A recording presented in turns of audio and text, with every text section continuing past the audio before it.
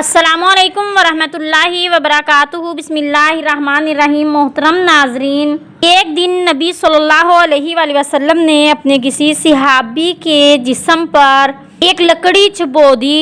وہ شخص کہنے لگا کہ میں نے آپ سے بدلہ لینا ہے، مجھے بدلہ دیجیے۔ تو آئیے دیکھتے ہیں نبی صلی اللہ علیہ وآلہ وسلم نے اسے بدلہ دیا یا نہیں۔ ویڈیو شروع کرنے سے پہلے آپ سے چھوٹی سی گزارش ہے، اگر آپ نے میرے چینل کو سبسکرائب نہیں کیا تو پہلے سبسکرائب کر لیں، ساتھ والے بیل آئیکن کو ضرور کلک کریں تاکہ جیسے میں ویڈیو اپلوڈ کروں آپ کو سب سے پہلے نوٹیفیکیشن مل سکے۔ ویڈیو شروع کرتے ہیں۔ سارے صحابہ رضی اللہ تعالیٰ عنہم میں سے ایک صحابی تھے، حضرت اسید بن حضیر، مزاحیہ مزاج کے مالک تھے۔ ایک دفعہ اپنی قوم سے کھڑے باتیں کر رہے تھے اور انہیں ہنسا رہے تھے۔ نبی کریم صلی اللہ علیہ وآلہ وسلم ان کے پاس سے گزرتے ہوئے ان کی ککھ میں ایک لکڑی انہوں نے چبو دی تو حضرت اسید بن حضیر فرمانے لگے مجھے بدلہ دیجیے۔ تو رسول اللہ صلی اللہ علیہ وآلہ وسلم نے فرمایا ٹھیک ہے بدلہ لے لو، کیونکہ عدل و انصاف کا یہی تقاضا تھا، اس لیے آپ صلی اللہ علیہ وآلہ وسلم اپنے آپ کو بدلہ دینے کے لیے تیار آپ نے کر لیا۔ تو حضرت اسید بن حضیر نے کہا آپ پر تو قمیض ہے، جب آپ نے مجھے مارا تھا تو قمیض نہیں تھی۔ تو راوی بیان کرتا ہے کہ اکرم صلی اللہ علیہ وآلہ وسلم نے اپنی قمیض اوپر کر دی تو اسید رضی اللہ تعالیٰ عنہ نے آپ کو اپنے بازوؤں میں لے لیا اور آپ کے پہلو پر بوسہ دینے لگے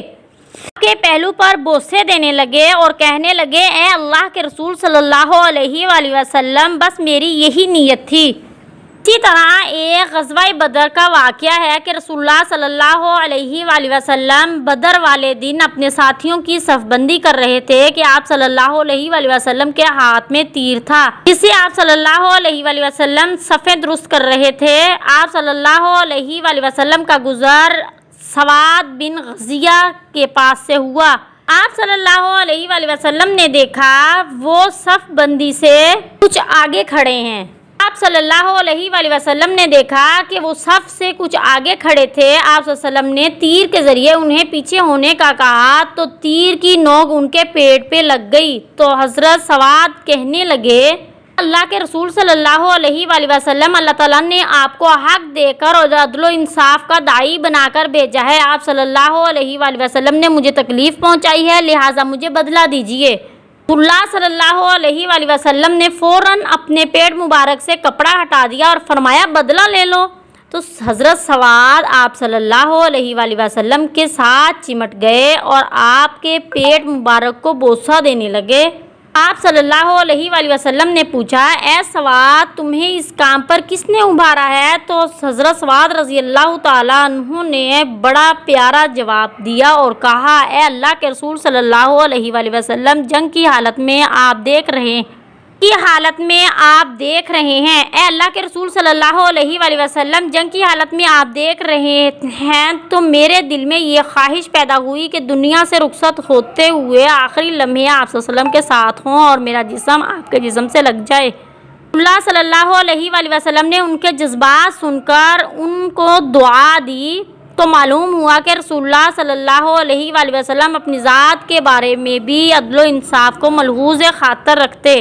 آپ صلی اللہ علیہ وآلہ وسلم کے عدل و انصاف کا یہ عالم تھا کہ آپ صلی اللہ علیہ وآلہ وسلم اگر صحابہ کرام رضی اللہ تعالیٰ عنہم کو کسی قیام کا حکم دیتے تو اصحاب رضی اللہ تعالیٰ عنہم کے ساتھ خود بھی کام میں شریک ہوتے اور کسی قسم کی آر نہ سمجھتے تھے۔ یعنی اگر صحابہ کرام رضی اللہ تعالیٰ عنہم خندق کھود رہے تھے تو آپ صلی اللہ علیہ وسلم بھی ساتھ شریک تھے، اور صحابہ کرام جنگ لڑ رہے تھے تو آپ بھی ان کے ساتھ شریک تھے۔